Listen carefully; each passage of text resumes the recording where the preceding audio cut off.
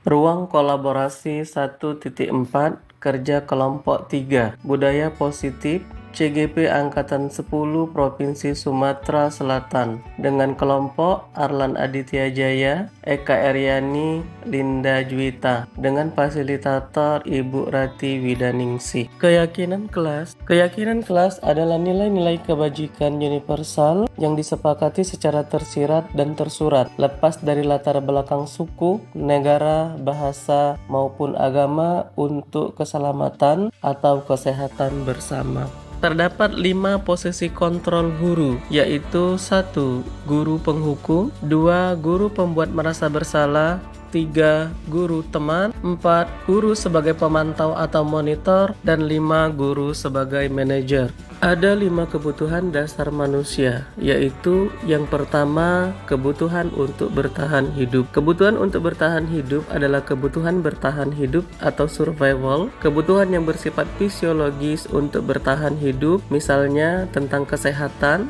perumahan, dan makanan, serta kebutuhan biologis lainnya. Selanjutnya, kebutuhan akan kasih sayang dan rasa diterima. Kebutuhan akan kasih sayang dan rasa diterima meliputi kebutuhan akan hubungan dan koneksi sosial, kebutuhan untuk memberi dan menerima kasih sayang, dan kebutuhan untuk merasa menjadi bagian dari suatu kelompok. Selanjutnya, kebutuhan akan kebebasan. Kebutuhan untuk bebas adalah kebutuhan akan kemandirian, otonomi, memiliki pilihan, dan mampu mengendalikan arah hidup seseorang. Kebutuhan yang berikutnya adalah kebutuhan akan kesenangan. Murid ingin menikmati apa yang dilakukan mereka, juga bisa berkonsentrasi tinggi saat mengerjakan hal-hal yang disenangi. Mereka suka permainan dan suka mengoleksi barang-barang, suka bergurau, suka melucu, dan juga menggemaskan. Kebutuhan yang terakhir adalah kebutuhan akan penguasaan. Kebutuhan ini berhubungan dengan kekuatan untuk mencapai sesuatu,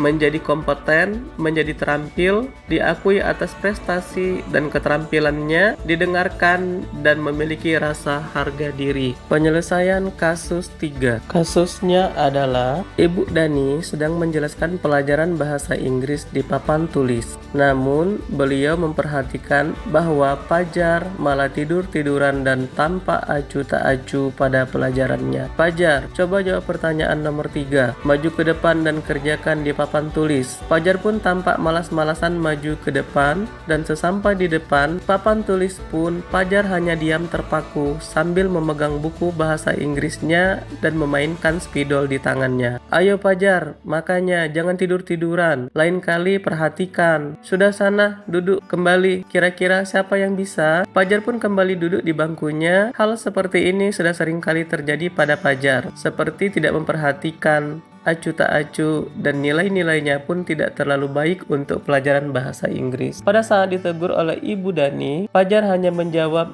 "Tidak tahu, Bu." Ibu Dani pun menjawab lirih, "Gimana kamu, Fajar? Kamu tidak kasihan ya sama ibu? Ibu sudah capek-capek mengajarkan kamu. Tidak kasihan sama ibu ya?" Dan Fajar pun diam membisu. Pada kasus 3 ini ada 2 tokoh, yaitu tokoh yang pertama adalah Ibu Dani sebagai guru, dan tokoh yang kedua adalah Fajar sebagai murid. Terdapat 4 pertanyaan pada kasus 3 ini. Yang pertama, posisi kontrol apa yang diambil oleh Ibu Dani dalam pendekatannya kepada Fajar? Yang kedua, membaca sikap Fajar, kira-kira kebutuhan apa yang diperlukan oleh Fajar? Yang ketiga, bila mana Ibu Dani mengambil posisi pemantau, apa yang akan dilakukan atau dikatakan olehnya? Pertanyaan-pertanyaan seperti apa yang akan diajukan? Jelaskan. Pertanyaan yang keempat, apabila Anda adalah kepala sekolah di sekolah Fajar dan mengetahui hal ini, bagaimanakah tindak lanjut Anda terhadap masalah Fajar? Menurut kelompok kami, posisi kontrol yang diambil oleh Ibu Dani adalah sebagai guru pembuat merasa bersalah. Mengapa? Karena Ibu Dani membuat Fajar merasa bersalah atas apa yang telah dilakukannya. Hal ini tertuang dalam ucapan Ibu Dani, "Gimana sih kamu Fajar? Kamu tidak kasihan ya sama ibu? Ibu sudah capek-capek mengajarkan kamu. Tidak kasihan sama ibu ya?" Fajar akan memiliki penilaian diri yang buruk tentang dirinya. Fajar merasa tidak berharga. Fajar merasa telah mengecewakan Ibu Dani. Pada pertanyaan yang kedua, yaitu kebutuhan yang diperlukan oleh Fajar adalah kebutuhan akan kesenangan,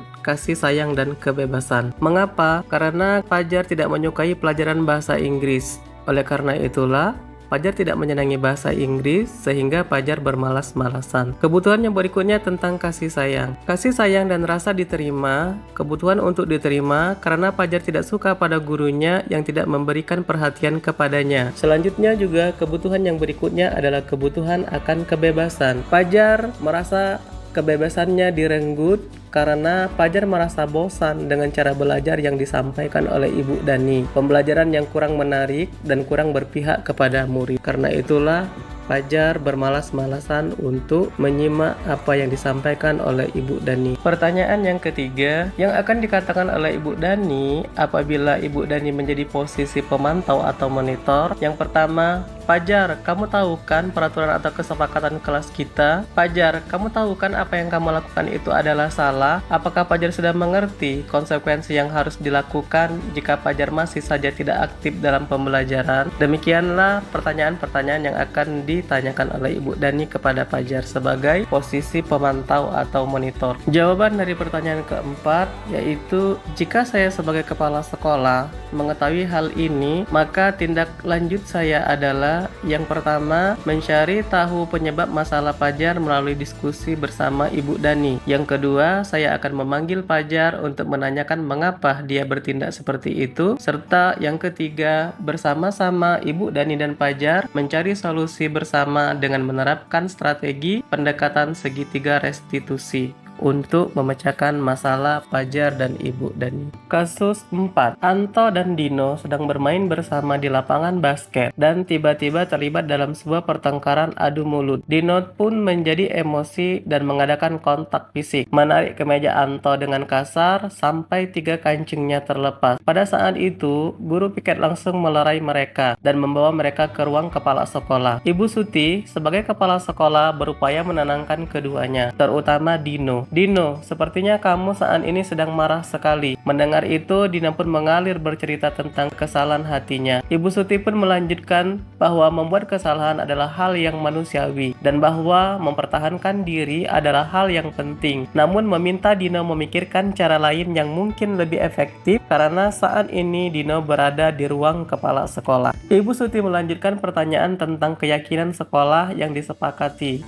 serta apakah Dino bersedia memperbaiki kesalahan yang telah dilakukan terhadap Anto. Dino pun akhirnya perlahan mengangguk. Kemudian Ibu Suti balik bertanya kepada Anto, hal apa yang bisa dilakukan Dino untuk memperbaiki masalah? Anto pun menjawab, "Saya perlu kancing saya diperbaiki, Bu. Ibu saya akan sangat marah kalau melihat kancing baju saya sampai copot 3 kancing begini." Ibu Suti pun kembali bertanya kepada Dino, apakah yang akan dia lakukan untuk mengganti 3 kancing Anto yang terlepas. Dino berpikir sejenak, namun menjawab, "Wah, tidak tahu Bu, saya lem kembali mungkin ya Bu." Ibu Suti berpikir sebentar dan menanggapi, "Kalau dilem akan mudah terlepas kembali Dino. Bagaimana kalau kamu menjahitkan saja? Bersediakah kamu?" Dino tampak ragu-ragu dan menanggapi, "Menjahit? Mana saya tahu bagaimana cara menjahit Bu." Ibu Suti meneruskan, "Apakah kamu bersedia belajar menjahit?" Dino berpikir sejenak, memandang ke meja Anto dan menanggapi, "Yang mengajari saya menjahit siapa Bu?" Dengan cepat Ibu Suti menjawab, "Tentu Pak Irfan. Pak Irfan adalah guru tata busana kita." Dino kembali diam sejenak, memandang ke meja Anton yang tanpa kancing.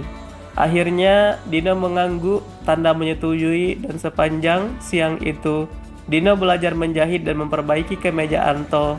Terakhir kali terlihat kedua anak laki-laki tersebut, Dino dan Anto, pada jam pulang sekolah.